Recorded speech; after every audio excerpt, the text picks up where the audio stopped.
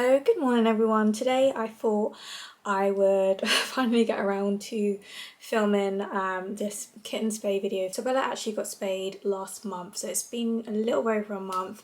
I think the date she got spayed might have been the 16th of January and today is the 19th of Feb, so she's all healed up and back to normal. But before I got Bella spayed I was trying to find some videos on YouTube. However, I didn't find any, so hopefully if you've just got your kitten spayed or you're planning on getting your kitten spayed, you might see this video and find it a little bit helpful in some way. So I didn't actually plan on filming a video, so the clips from the first day I mostly just filmed them on my phone, and then it wasn't until the second day I thought, oh actually this might be quite good to turn it into a vlog. And I also used the opportunity to get her microchipped as well. It's actually going to be a legal requirement in the UK, so I'm really happy that Bella has finally been microchipped. So I think the operation itself was about 140 and the microchip was around about £27 if I'm correct. I did actually take a week off work so I could spend the entire week at home with Bella while she was recovering, just so that I could keep her company and make sure she was healing okay and all of that kind of stuff. I do work in a pet shop, which is quite handy,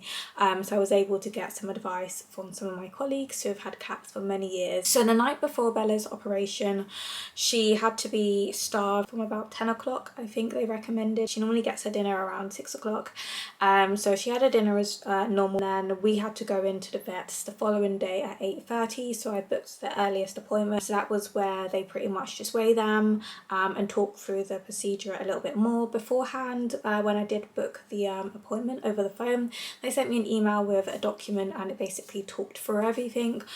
So one of the things that we actually discussed in person was where they were going to shape her first. There was a particular vet that was doing her operation. She could either do it on the belly area or they can make a incision on the side. So she did say to me, because Bella has really light fur, it can grow back a little bit darker if shaved, so she said that it would probably be best to do the incision on her belly. With some vets they can only do one or the other, but some vets they can do both, so they might actually ask you where you prefer the incision to be made. I think there's also different types of spays as well. I don't know the correct terms, but the one Bella got was like a full spay basically, which is really good. I think her weight before her operation was about 3.4 kg and her age around that time was about 10 months I think. So at the end of this month she'll be 11 months. And yeah, so this is all the stuff that happened pre-surgery. So I actually spent the day at my sister's house because my sister literally lives around the corner from the vets. It's really not far. So I pretty much spent the day there. So the clips I'm about to show you guys are clips from the day of her spay.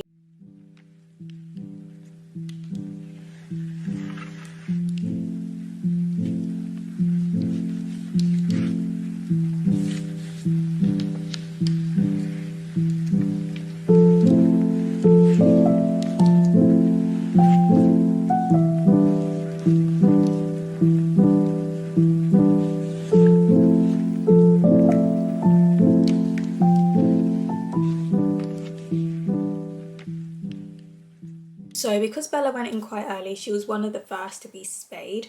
I think the vet might have called me about maybe 12 o'clock to say that Bella had had her operation and that it went well. However, she noticed she did have a mouth ulcer on her tongue. That was something I didn't notice because I don't really look at her tongue. Now I do, but she said that is something that should heal up on its own. She also asked if I had noticed anything wrong with her eye, because she said she had a bit of a squinty eye.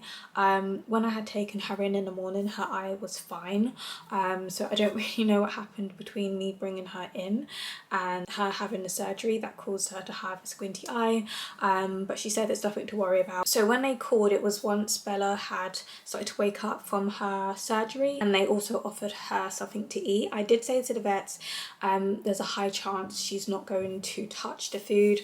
The food that they had given her was like a special food that was a little bit easier on her stomach, so she doesn't have any of those sort of cat foods that are like brown chunks of stuff in gravy, so I just knew she wasn't going to eat it. And a little while later the vet did call back and say Bella didn't touch her food, so her eye was quite squinty, she couldn't seem to keep it open. They did actually give me some eye drops for that, which I had to pay £30 for, and the eye drops I did have to put in her eyes twice a day, morning and evening. So once I got her home, I did put her in her bodysuit, which she hated. She didn't like wearing her bodysuit, but she did keep it on. She didn't try and take it off. But I remember I got this little clip of her just sitting in the hallway, just looking a bit distraught with her squinty eye. She just looked so miserable, and she was just sitting there for a good couple of minutes while I was unpacking everything. So I just picked her up and put her on my bed, and I think she fell asleep. So once we got home, I did actually remove all of her cat towers and stuff from the living room, and I did keep her, I confined her space a little bit, so I just let her in my room, and then occasionally I would open my door and let her go out into the hallway. So you're going to see in the next couple of clips I had like a little setup for her with her litter tray and some like toys and stuff for her to play with, but nothing for her to like jump on, which is quite hard to do, to stop a cat from jumping. So I tried to limit the amount of things that she could jump on. So I'll show you guys the bodysuits that I got her. I did get her 2. I recommend having 2 bodysuits because when one gets dirty you can wash it and put the other one on. So I got mine off Amazon, and I got mine in 2 sizes. So I don't know where the medium one is gone, but she mostly wore the medium one. On the first night I did have her in the large one. This one was way too big on her and her legs kept getting caught inside. I feel like the medium one was a little bit too tight, so if they had one between the medium and the large, it would have been perfect. So she mostly wore the medium one. So it's just this really cute pink one, probably like 12 or 15 pounds or something for this, and you can tighten it around the neck, but I didn't have to do that.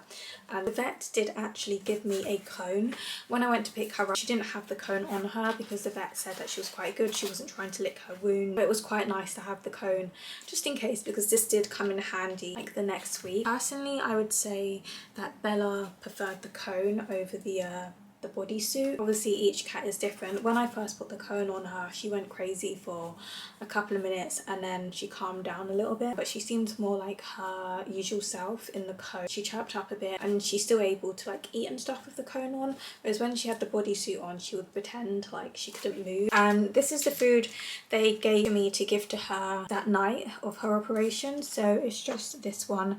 And the reason why I didn't give it to her is because this is the same food they tried to give her at the vet, and the lady did say I can just give her one of her regular foods if it's a chicken one. So I gave her the Untamed chicken food and she wolfed that down. So yeah, I didn't bother giving her this because I just knew she wasn't going to touch it. So I gave her one of her favourite tins. So now I'm going to go ahead and insert some clips from the day after her operation. So this was on a Tuesday. So these clips are a bit more in like vlog style, if that makes sense, because that's when I thought, okay, I'm going to turn this into a video. So yeah, so I'm going to go ahead and insert those clips now. So I'm just putting a few toys in the hallway. She does quite like this one. She feels like playing with it. I've also taken her litter tray out the bathroom and put that in the hallway so she doesn't try and jump on things in the bathroom. She's got her mat for her litter tray. And then I've just put a couple of toys around here. This one is one of her favourite toys, because the balls just roll around like that. Because I've taken away her cat towers, which she loves, I've still let her keep this cardboard one, so she was digging her nails into that I think this morning and yesterday. She does also have this mushroom scratch as well, which she doesn't use as much as she used to, but because she doesn't have her cat tower she'll probably want to scratch on it. So I've just given Bella her breakfast. She's eating some of the catkin food, and then in her other bowl she's just got some water. So I don't know if you can hear Bella purring. I've just been laying in bed for the last 2 hours, I would say, and she came and decided to come and lie next to me. This is just going to be us for most of today. So I'm just taking the little bodysuit off so she can have a breather from it. I've done this a couple of times, and when she hasn't got her bodysuit on she does actually move a bit more and she chirps up a little bit, but it's just because she keeps trying to lick her wound, which I will try and show you guys. That's why I keep having to put the bodysuit on her, isn't it, Bella? I've also given her her eye drop. Her eyes are quite closed at the moment though because she was sleeping. I'm going to try and see if she wants to eat any more of her breakfast, which I popped in the fridge, just because I want to make sure she's eaten enough.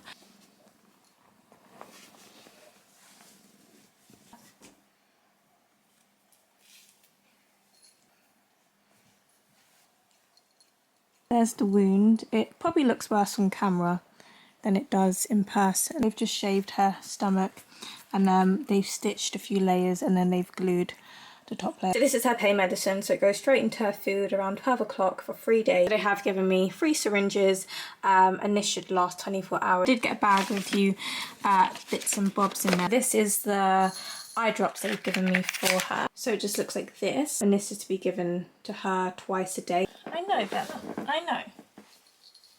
I know. She's like, no, not this again. I've got one back leg in.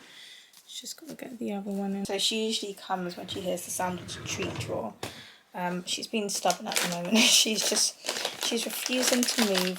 So I might give her a licky lick. So this is the milk and yogurt flavour. So it's a bit like a froob really. You get them in different flavours, but this is one that she does like the most. There was a 2-day post-op checkup and a 10-day post-op checkup. So I'll go ahead and insert the clips from the day of our 2-day post-op checkup. I feel like we didn't really need to go back in 2 days because they did say if there's anything wrong just to call. I think the 10-day one is quite good because obviously they do need to check to make sure everything's healing okay, but I didn't really think the 2-day one was particularly necessary, and that one was a little bit of a hassle because I had to get an Uber to the vet. Bella is really heavy and where my vets are it's quite awkward to get to, so I didn't really want to go on public transport with her, and it would have been really busy at those times because I booked a really early appointment. And yeah, so like I said, I'll go ahead and insert those clips now.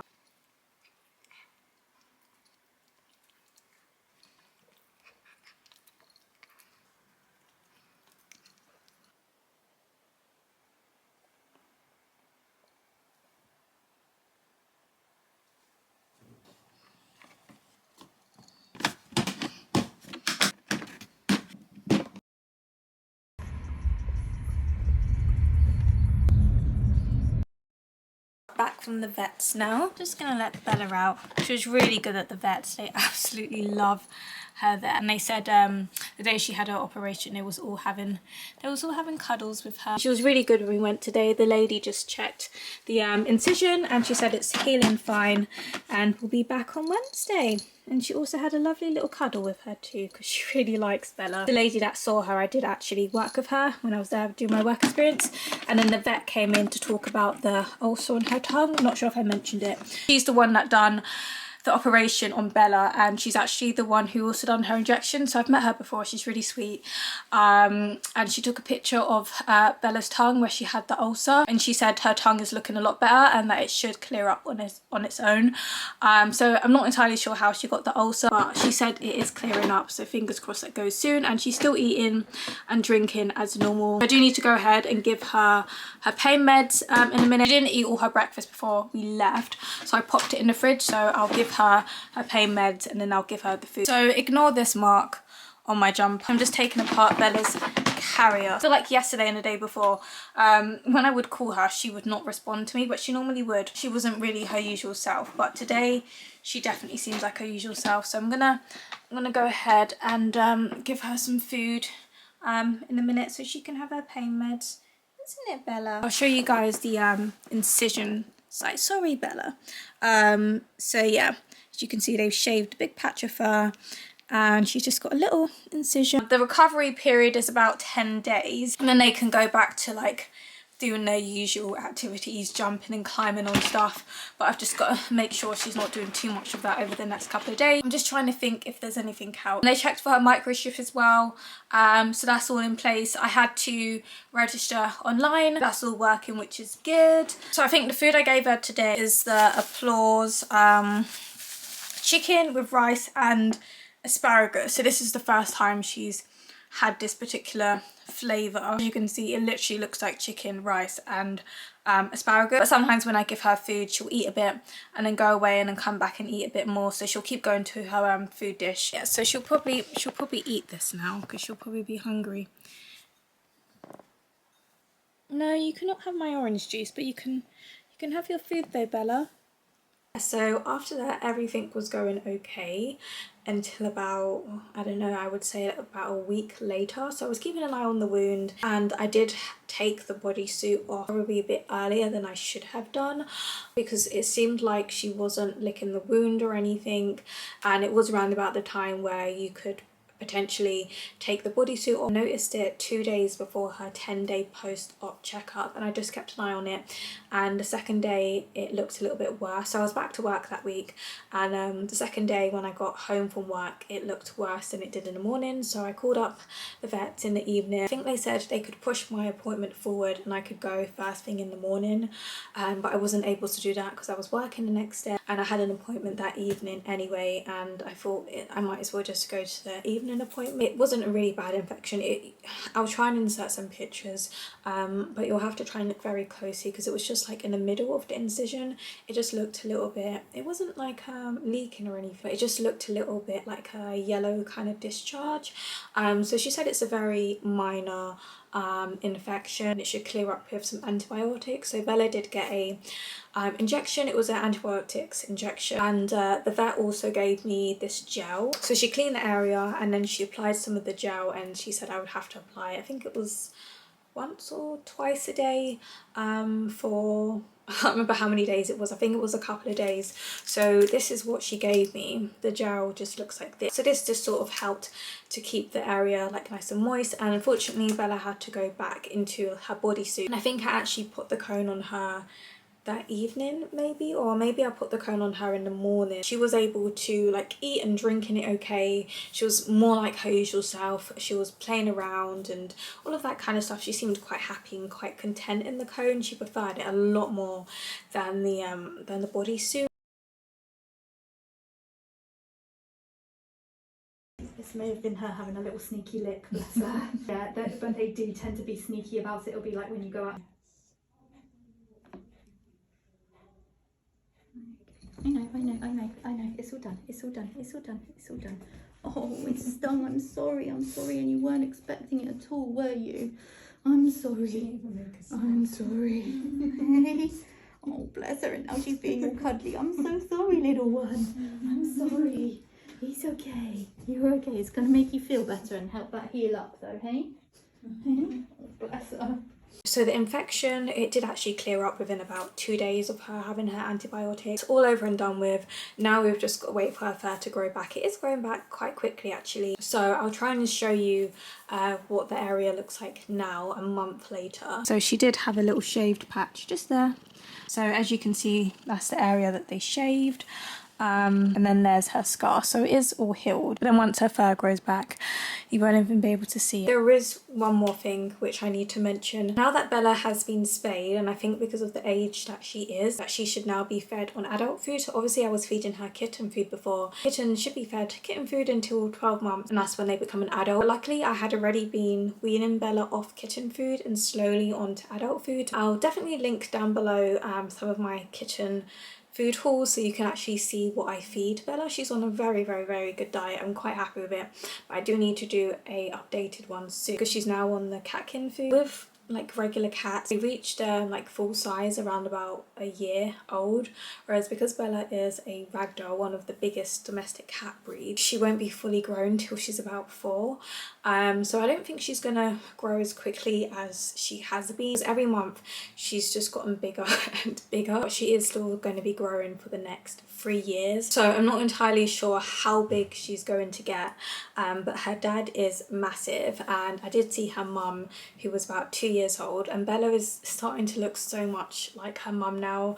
Her face isn't as kitteny anymore. Her face definitely looks a bit more adulty now. Yeah, I just can't wait to watch her grow into a fully grown Ragdoll. Really looking forward to that.